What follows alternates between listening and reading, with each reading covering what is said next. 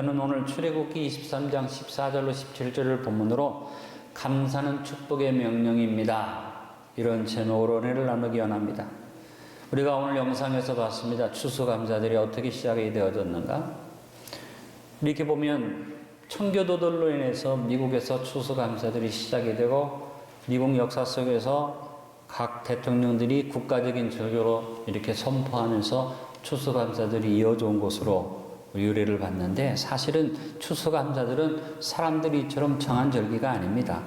하나님이 명령하셔서 지키게 하신 하나님의 명령에 따른 축복의 절기가 추수감사절입니다. 오늘 본문에 보니까 하나님이 그 택한 백성 이스라엘을 복 주시려고 명령하셨어요. 어떻게? 1년에 3번 절기를 지켜라. 그래서 오늘 14절에 보니까 너는 매년 3번 내게 절기를 지킬지니라. 그래서 그 절기의 내용을 찾아보니까 무교절은 바로 6월절을 말하죠. 6월절 이후에 7일간을 묶어서 무교절이라고 말하는데, 애굽에서 나온 것을 기념하고 감사하는 절기인데, 하나님의 인도를 따라 가나안 땅에 들어가서 이 6월절과 무교절을 지키면서 보니까 바로 그들이 들어가서 농사에서 거둔 보리를 추수해서 거둔 추수감사 주일이 됐습니다. 그래서 무교절은 보리 추수의 감사절입니다. 맥추절을 지키라. 맥추절은 무교절이 지난 뒤 49일이 지나 50일째 되는 날 지키는 절기로 오순절이라고도 하죠. 근데 이스라엘 백성들이 신의 산에서 율법을 받은 것을 기념하는 절기가 또 이 오순절입니다.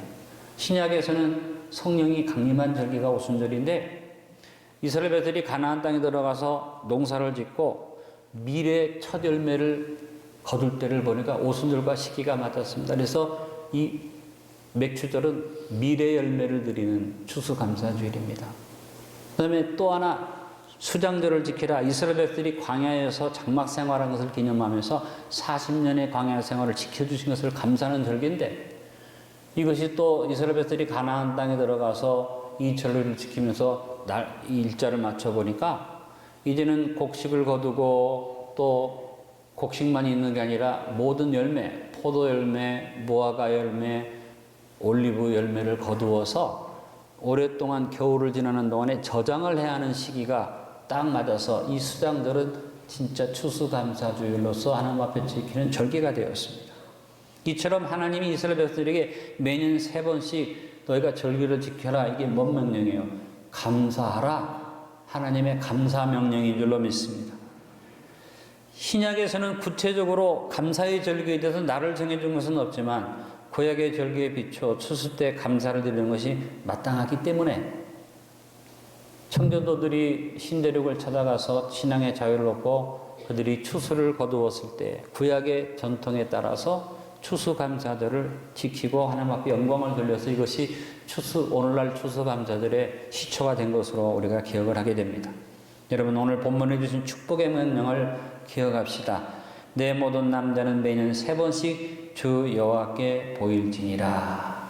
이스라엘 백성들이 하나님이 3번씩 하나님 앞에 나와서 감사하라. 3번만 하라는 게 아니라 너희가 잊어버리지 말고 감사를 너희의 삶에 습관화시키고 일상의 삶이 감사가 되게 하라는 축복의 명령인 줄로 믿습니다. 그런데 바울은 이 명령을 따라 골로새서 3장 15절에 우리에게 감사에 대해서 이런 명령을 합니다. 그리스도의 평강이 너희 마음을 주장하게 하라. 너희는 평강을 위하여 한 몸으로 부르심을 받았나니 너희는 또한 감사하는 자가 되라. 절기에만, 특별한 날에만 감사할 일이 있을 때만이 아니라 일상의 삶이 감사하는 자가 되라.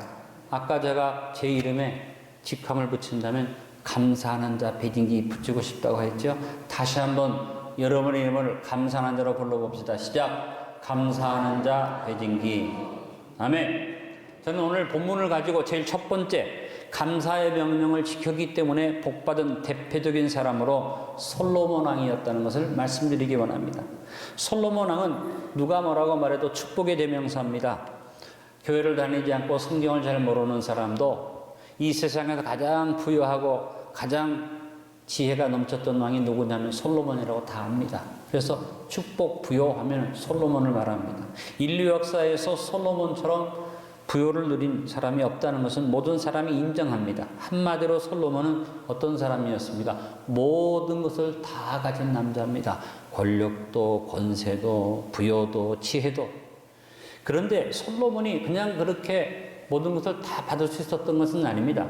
솔로몬이 그렇게 부요를 누릴 수 있었던 그 원인, 왜 그런 부요를 누릴 수 있었느냐? 솔로몬이 감사하는 자였기 때문입니다. 그가 왕이 될 수 없는 상황에 첩의 아들로서 많은 왕자들이 있는데 형들을 제끼고 왕이 될 수 있었던 것은 하나님의 은혜죠. 솔로몬이 왕이 됐을 때 솔로몬은 자기 왕권이 얼마나 불안합니까? 그런데도 불구하고 자기 왕권을 강화시키거나 조직을 새롭게 하는 일에 신경을 쓰지 않고 제일 먼저 하나님 앞에 감사했습니다. 그가 하나님 앞에 나가 제일 먼저 감사를 하는데 1,000일을 번제를 드렸다고 열왕기상 3장 3절로 4절에 말합니다. 솔로몬이 여호와를 사랑하고 그의 아버지 다윗의 법도를 행하였으나 산당에서 제사하며 분향하더라. 이에 왕이 제사하러 기브온으로 가니 거기는 산당이 큼이라. 솔로몬이 그 제단에 1,000번제를 드렸다니. 매일과 같이 1,000번제를 하나님 앞에 드렸다. 여러분, 1,000번제가 쉬운 것 같아도 쉬운 게 아닙니다. 매일과 같이 소 한 마리 잡아서 하나님 앞에 1,000번 번제를 드리는데 이게 쉬운 일이 아니죠. 근데 솔로몬이 다른 것 다 제쳐놓고 하나님 앞에 이렇게 했더니 하나님께서 열왕기상 3장 5절에 축복하신 것이 나옵니다. 기브온에서 밤에 여호와께서 솔로몬의 꿈에 나타나시니라. 하나님이 이르시되 내가 네게 무엇을 줄고 너는 구하라. 자, 이렇게 하나님 앞에 감사하는 자가 되었더니 하나님이 먼저 내가 너한테 뭘 해줄까라고 물어봤다는 것입니다. 그런데 여러분, 하나님께서 솔로몬에게 1,000번제만 기억하시고 축복한 게 아니거든요. 솔로몬은 그 이후에 하나님의 성전을 지으면서 어떤 일을 합니까? 오늘 본문에 나와 있는 명령, 1년에 3번 하나님 앞에 특별한 감사를 지키라는 그 명령을 순종했어요. 열왕기상 9장 25절에 봅니다. 솔로몬이 여호와를 위하여 쌓은 제단 위에 해마다 몇 번씩? 3번씩 바로 무교절과 맥주절과 장막절을 번제와 감사의 제물을 드리고 또 여호와 앞에 있는 제단에 분향하니라. 이에 성전 짓는 일을 마치니라. 그가 하나님의 전을 짓기 전부터 계속해서 이 전을 짓고 또 전을 지은 이후에도 1년에 3번씩 그가 하나님 앞에 영광을 돌리고 감사하는 자가 됐습니다. 여러분, 그래서 하나님이 솔로몬을 복 주셨습니다. 엄청난 복을 주셨습니다.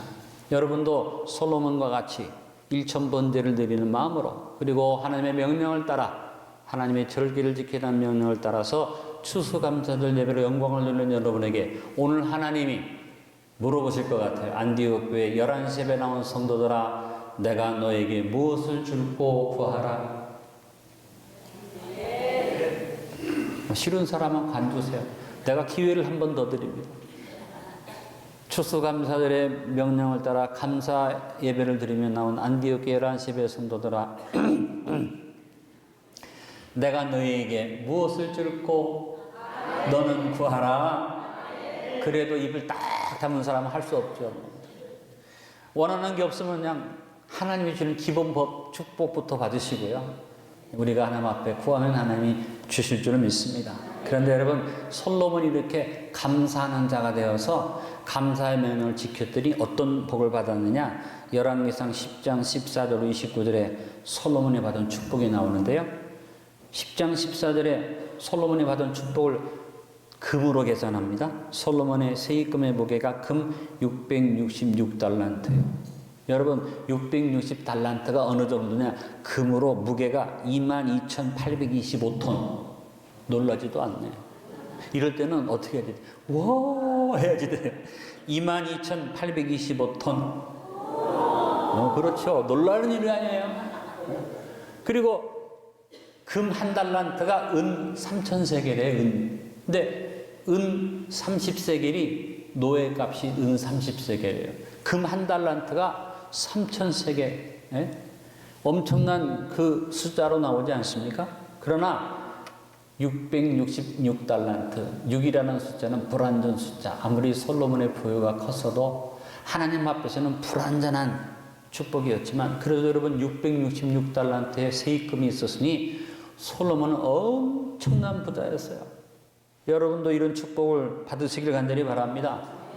열왕기상 10장 23절에 말합니다. 솔로몬 왕의 재산과 지혜가 세상의 그 어느 왕보다 큰지라. 정말 말씀에 있는 대로 이 세상의 어느 왕보다도 솔로몬을 따라갈 왕이 없었어요. 그 다음에 10장 27절 왕이 예루살렘에서 은을 돌같이 흔하게 하고 백향목을 평지에 뽕나무같이 많게 하였더라. 금은 그 정도일 뿐 아니라 은은 돌멩이처럼 흔했다. 그야말로 부여의 극치를 이룬 것이 솔로몬인데 여러분도 하나님의 축복의 명령을 지키시면 하나님이 이런 축복으로 채워주시리라 믿습니다. 그래서 오늘 추수감사주의를 미국의 청교도들이 만든 거야 라고 생각하지 말고 따라합니다. 하나님의 축복 명령이다. 기쁘게 지키겠다. 내가 솔로몬의 복을 받겠다. 이런 믿음을 가지고 오늘 추수감사절에 임하시길 바랍니다. 자, 오늘 두 번째 생각하고 싶은 것은 추수감사절을 맞아 그래서의 감사 명령을 지킵시다. 여러분, 하나님 앞에 감사하는데 감사합니다. 뭐가 감사합니까? 다 감사합니다. 무덤덤하게 그냥 얘기하면 그 감사가 진실되지 않잖아요. 이유가 분명해야 하지 않겠어요? 그래서 감사하다. 무엇 때문에 그래서 감사하다. 그래서가 분명할 수 있기를 바랍니다.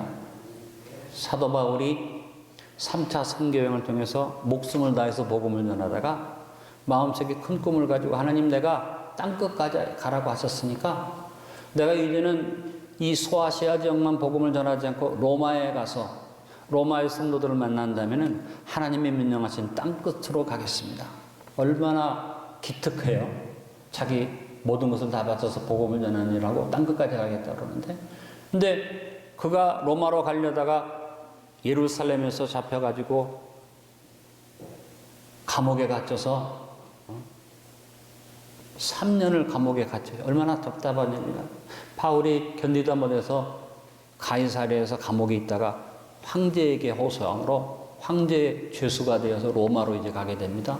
편안하게 못 가고 로마의 죄수로 가게 돼요. 그런데 그것도 평탄치 못해서 가는 동안에 유라굴로라는 광풍을 만나서 완전히 배가 파손당하고 죽게 돼서 섬에 걸렸는데 하나님이 기적적으로 살게 하시고 섬에서도 뱀에 물렸는데 독이 퍼지지 않게 해주시고 은혜를 베푸셔서 거기서 3개월 동안을 잘 그가 몸조리를 하고 준비한 다음에 로마에 입성하기 위해서 로마로 탁 향할 때 로마에 있던 성도들이 바울을 맞으러 나와서 바울을 만납니다.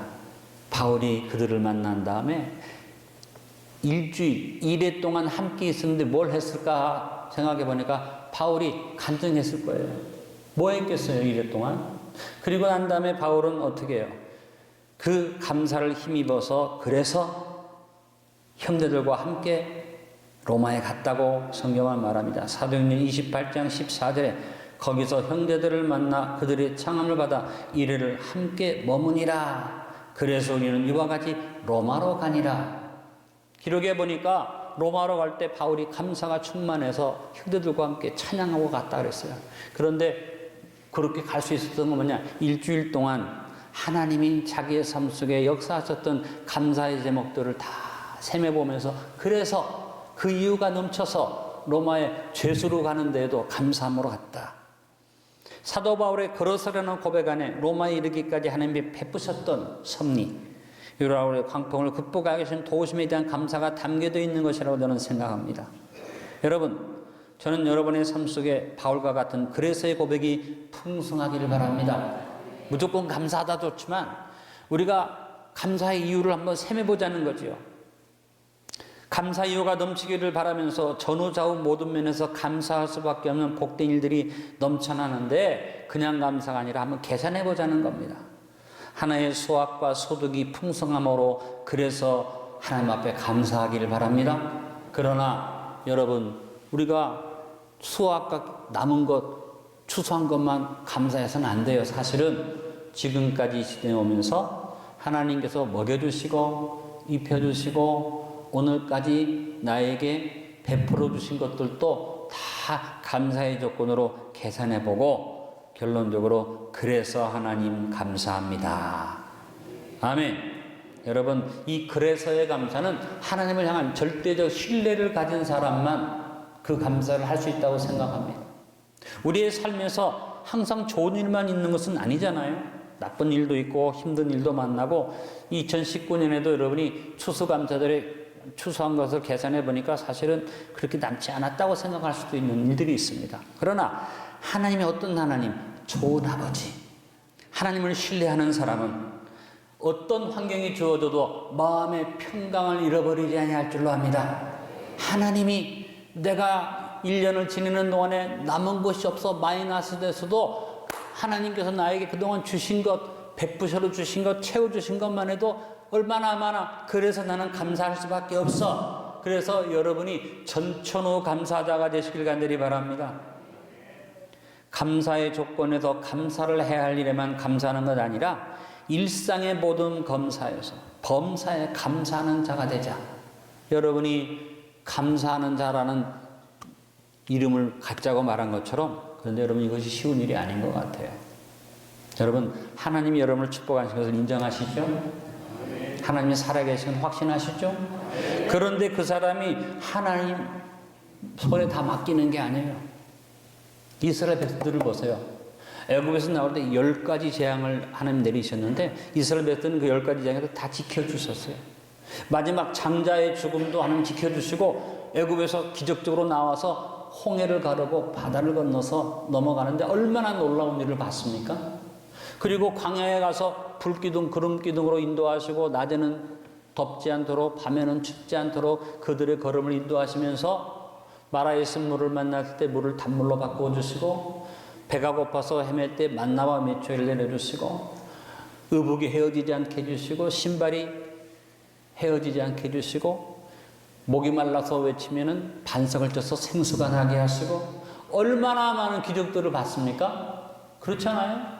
그런데 조금만 어려운 일이 생기면 불평하고 원망하고 다시 돌아가자, 애굽으로 돌아가자. 이것이 이스라엘 백성들이었어요. 여러분, 우리가 그냥 나는 감사해 이렇게 말하면 안 됩니다. 하나님 앞에 그래서 감사하다는 이유가 분명히 확실히 계산되어지는 그런 성도로 살아가길 간절히 바랍니다.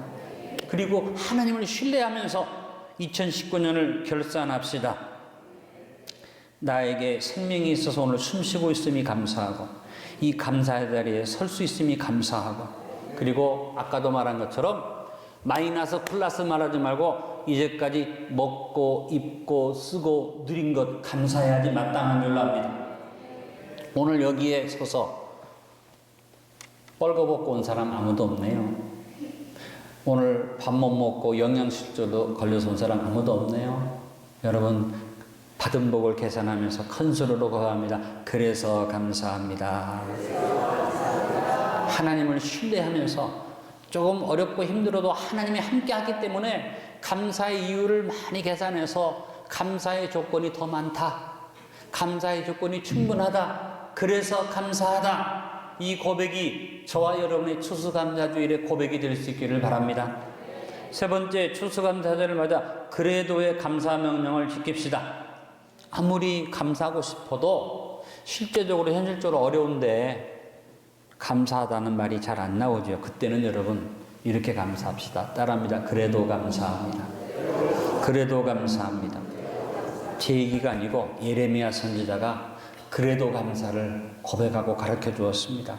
예레미야 14장 9절에 예레미야가 이렇게 고백합니다. 어찌하여 놀란 자 같으시며 구원하지 못하는 용사 같으시니까 여호와여 주는 그래도 우리 가운데 계시고 우리는 주의 이름으로 일컬음을 받는 자이오니 우리를 버리지 마옵소서.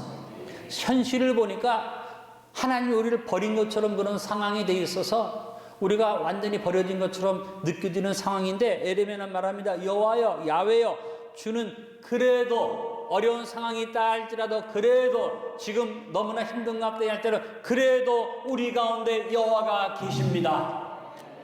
주님의 이름으로 내가 일컬으니 그래도 내가 주님의 이름을 부르니 그래도 불평하지 않고 감사하오니 우리를 버리지 마십시오. 여러분, 이 예레미야의 감사가 저와 여러분의 감사가 되길 간절히 바랍니다. 감사하는 사람은 어떤 사람입니까? 하나님을 신뢰할 뿐 아니라 마음속에 소망이 살아있는 사람이 감사하는 사람이에요. 어떤 환경 조건 속에서도 더 나은 내일을 또 미래에 대한 소망이 있는 사람은 언제나 감사할 수 있습니다. 소망이 없는 감사, 죽은 감사 아니겠습니까? 어떤 조건 속에서도 나를 위하여 기가 막히게 예비된 내일을 향하여 기뻐하며 감사하는 마음을 품고 넘치는 소망으로 하나님 앞에 나갑시다. 막연한 기대가 아닙니다. 가슴 벅찬 소망의 꿈을 품어야만 합니다. 우리는 좋으신 아버지 하나님의 예배하심 속에 살고 있습니다. 앞에 말한 것처럼 그냥 살아도 자연 환경 속에서 그냥 주어지는 천지 만물만 해도 하나님의 예비하심이 넘치고 있는데, 하나님이 어떤 사람 특별히 예수 그리스도의 보혈의 피로 구원하시고 하나님이 자녀로 삼으셔서 여러분을 축복하셨는데, 특별히 하나님 부르신 여러분을 위해서 예비되어진 축복이 있다는 것을 믿음으로 바라보시기 바랍니다. 지금 낯생이야, 지금 힘들어, 아무것도 없어, 그래도 나는 감사할 수 있어. 왜? 하나님이 내 안에 계시고 내가 주의 이름으로 일컬음 받는 자니 주님이 나를 버리지 아니하실 것이라는 믿음을 가져야만 합니다. 그래도 감사할 수 있는 것은 뭡니까? 우리가 늘 고백하는 말씀 기억합시다. 고린도전서 2장 9절에 기록된 바 하나님이 자기를 사랑하는 자들을 위하여 예비하신 모든 것은 큰 소리로 말합니다. 눈으로 보지 못하고 귀로 듣지 못하고 사람의 마음으로 생각하지도 못하였다 함과 같으니라. 여행수를 바라는 게 아니에요. 로또를 기다리는 게 아니에요. 십자가 위에서 예수님이 완벽한 준비함으로 이뤄놓으신 예비하심이 저와 여러분을 위해서 준비되어 있습니다. 지금 없어도, 지금 주어지지 않았어도, 지금 잘못되어 있어도 예레미야처럼 그래도 주는 우리 안에 계시니, 아멘. 그래도 나는 주의 이름으로 일컫는 자니 버리지 아니하실 줄로 믿습니다.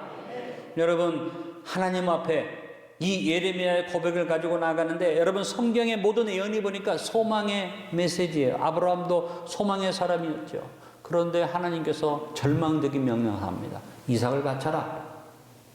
100세가 넘어서 겨우 아들 하나 얻었는데 바치려니까 끝난 얘기죠. 근데 아브라함은 하나님의 명령을 소망으로 받았습니다. 순종했습니다.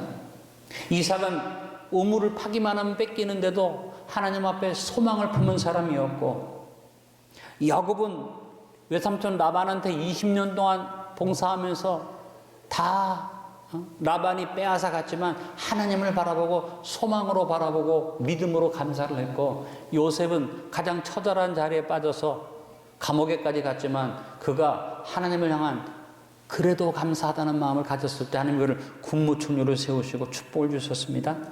여러분, 감사하는 자가 되는 비결이 다른 것 아닙니다. 그래도 감사합니다. 그래도 주 여호와는 나의 안에 계시고 그래도 나는 주를 내 주의 이름으로 일컫는 자이오니 나를 버리지 아니하실 줄로 믿습니다.